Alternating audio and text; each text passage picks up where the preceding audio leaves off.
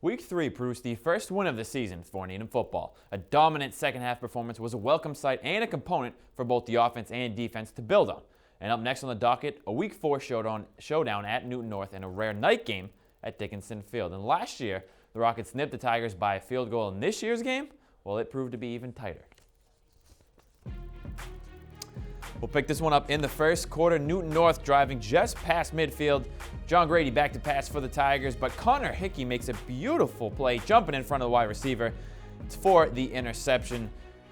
Tigers defense, though, they're right up to the task as well. Jimmy Hodgson, delayed blitz, slips through the offensive line for the easy sack of Charlie Sumner.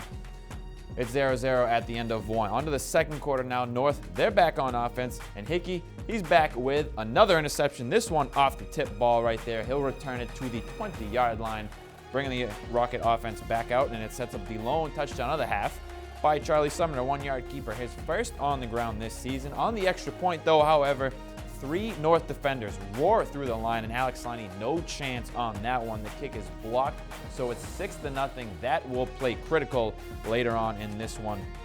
The defense, though, they're doing their job. The Tigers, to keep the Tigers off the board, Joe Bruno, an INT off the tip again, and watch this, folks. He carries a whole pack of players with him, 25 yards. You want to talk about hitting the weight room? That's hitting the weight room right there. So it's 6-0 at the half. We go midway through the third now. Grady in the shotgun. He pumps and he fires it down to Bryce Adam, who's taken down inside the 5-yard line. Ball's going to squirt out here at the end, but he's ruled down by contact. So the Tigers are in business now, and that would lead to the Tigers touchdown on the read option here by Grady. Defense bites and he jogs in easily.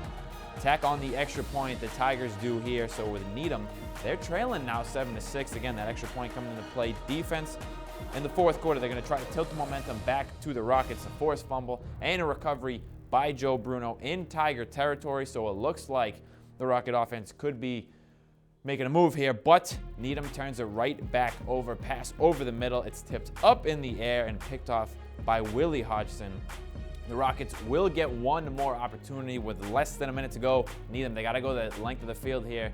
Pass towards the sideline, but it's going to be tipped up in the air again. A rainy night, and that was the sign all night long. It's picked off, and North seals this one. Another close loss, unfortunately, for the Rockets. Their record dips to 1-3, and the carry division looks to be a tight race this year, but Needham will have to win on the road this week in a must-win situation at Wayne.